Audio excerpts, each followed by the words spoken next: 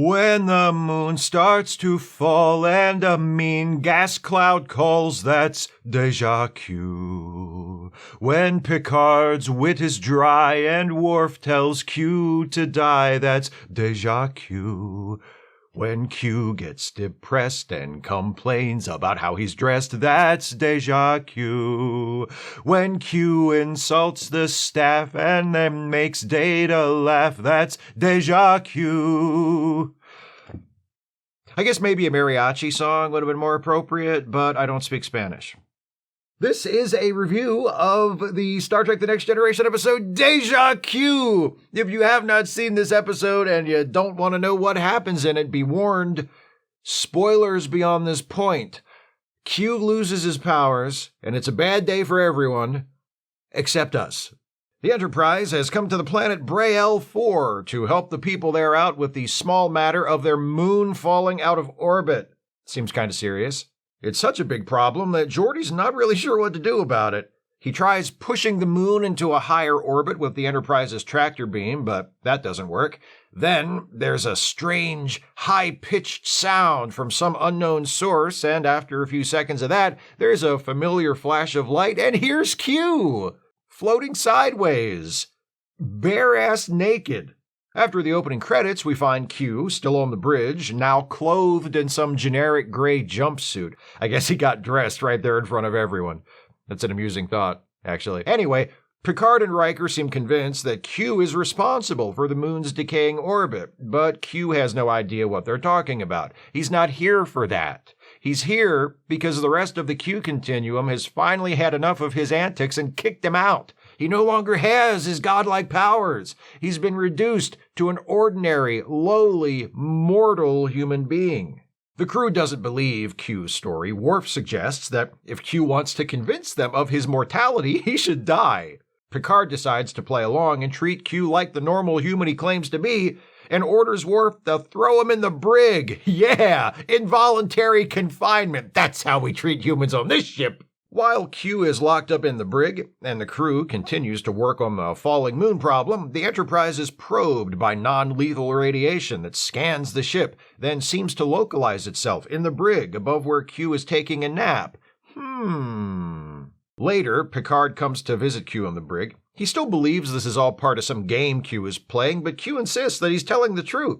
What's more, Q volunteers to help. He doesn't have his powers, but he has a lifetime of knowledge from living as an omnipotent being, and he can use it to assist the crew in returning the moon to its proper orbit. So, Picard releases Q and places him under the observation of Data. Once Data arrives to take custody of Q, they go to engineering, where Q spends too long bending over to study a console and gets back spasms.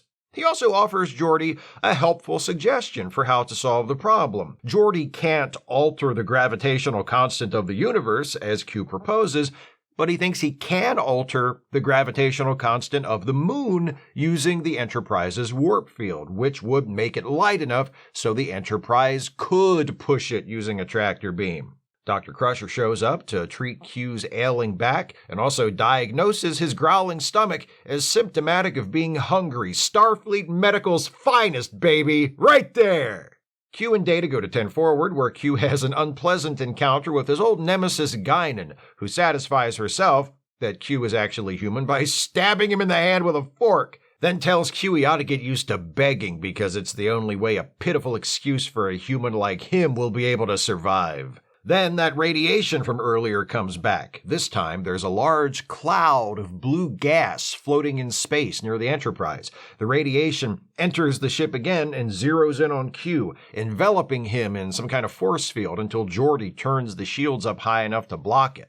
Later, in the observation lounge, Q explains that the cloud is actually an intelligent species called the Calamarain, and it's just possible that they bear a grudge against him for tormenting them in the past. Picard's like, oh, I get it. The Q continuum punished you by taking away your powers, and you came here because you knew we would protect you from all the enemies you've made in the universe. Well, guess what, buddy?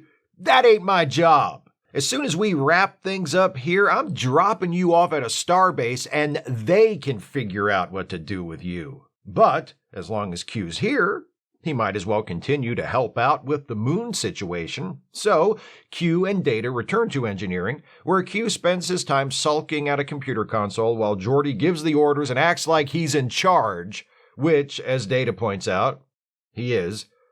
Geordi's plan to push the moon seems to be working, but the Calamarain attack the ship and grab Q again. God, they are such a pain in the ass. Those Calamarain just need to move along home. Q is being lifted off the floor by the force field. Data grabs him to keep him from being carried away. I guess they were gonna pull him up to the top of the warp core and yank him through the hull. Geordi turns up the shields again and the Calamarain release Q, but this time Data's been injured by their force field. With Data being treated in sickbay, Q has a bit of an existential crisis. Q tells Picard that while Data risked his life to save him, he must admit that he would not have done the same for Data. And for that, he feels ashamed. Picard's like, "Yep, Data's great, and you're a scumbag. We done?" Q stops by sickbay again, where Data is feeling better. He can't talk yet, but other than that, he's up and running, or up and sitting at the moment, I guess. Q tells Data, you've got it made. You have no emotions, you feel no pain, and yet you wish you had those things. You're not missing anything, but for what it's worth, you're a better human than I am. And Q leaves and steals a shuttlecraft and flies away from the ship, drawing the Calamarain after him. Picard reluctantly tries to retrieve Q and the shuttle, but finds the Enterprise's transporter and shields locked by some unseen force. Aboard the shuttlecraft, Q is visited by Q, a fellow member of the Continuum who has been keeping tabs on him. This other Q sees right through what Q is doing. He's trying to end his miserable human existence by letting the Calamarain take him, but he's doing it in the shuttlecraft so that the Calamarain won't destroy the Enterprise in order to get to him. It's a selfless act. And the other Q is like, do you have any idea how much shit it would kick up back home if they found out that after you were made mortal, you gave your life in a selfless act? I'm not dealing with that. So you've got your powers back. Yay, Q's got his powers back. He gets rid of the Calamarain, puts the moon back where it belongs, and returns to the Enterprise ready to party. The crew aren't in the mood, unfortunately, so Q cancels the band and the babes and merely expresses his undying gratitude to Captain Picard. Then, as a parting gift, he gives Data a little taste of humanity by making him laugh. Picard's like, maybe Q has learned his lesson after all, but then Q reappears as a floating head at the end of a cigar in Picard's hand and says, "Nope, I'm still a mercurial weirdo. Bye." It would be difficult for me to overstate how much I love this episode. It's one of my favorite TNG episodes, one of my favorite Star Trek episodes, period. And for me, it's the episode where Q really becomes Q. This is his fourth appearance in the series, and while his personality and general modus operandi have been pretty well established by this point, Deja Q is the first episode that leans in hard to the aspect of Q that really makes his character work. He's funny. Which is not to say he hasn't done anything funny up until this episode. He has, but in Deja Q, he's almost nothing but funny. John de Lancey is an especially gifted comedic actor, and by this point he has mastered the role of Q, so he shines in this episode as brightly as he ever has. He plays Q's sarcasm, Q's false bravado, Q's misery, all to magnificent comic effect. The script, by Richard Danis, provides Q with some of his best lines, and de Lancey nails each and every one. A couple of my favorites, his withering delivery of, "Oh, very clever, Worf. Eat any good books lately?"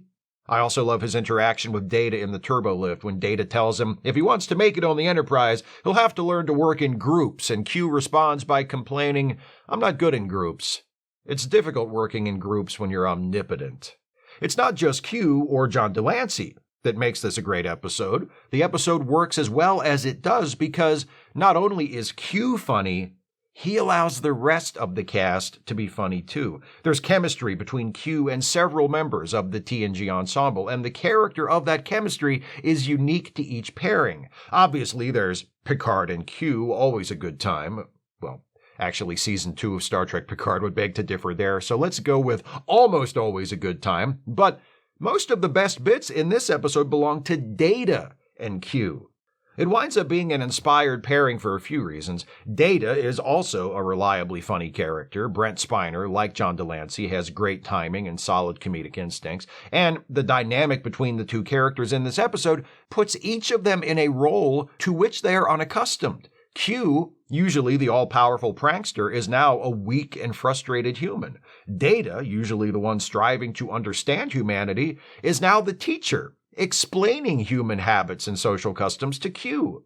Spiner's flat, matter-of-fact delivery as Data in response to Delancey's often angry, affronted, or flustered Q creates some of the funniest moments TNG ever produced. Some of my favorites: Q gets resentful over Geordi bossing him around in engineering, turns to Data and asks, "Who does he think he is giving me orders?"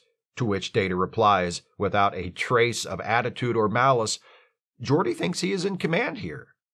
And he is correct.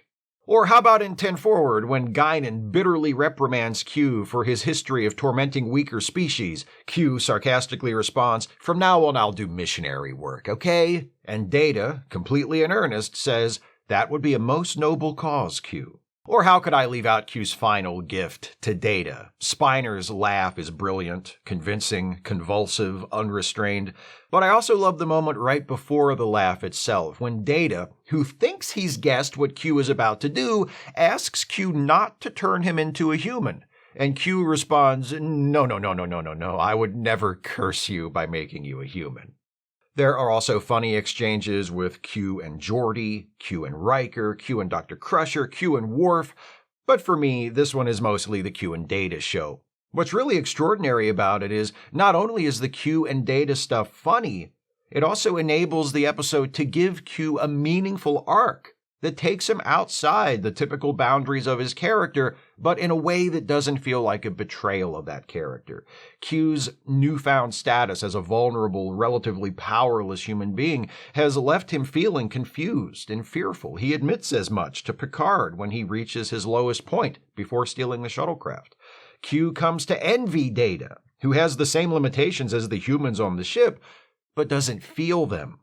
Data doesn't fear his mortality. He doesn't fear any of his vulnerabilities. In fact, if it were up to him, he'd have even more vulnerabilities than he has in order to get closer to being human. Q's usual mode of interacting with people is based on the premise that he's always the dominant one. He's always in control. He's never in danger. When that power and control are taken away, it makes sense that he would be unsure, that he would be afraid. But it also makes sense that he would try to hide it, pretend that he's still the same confident, know-it-all smartass he's always been.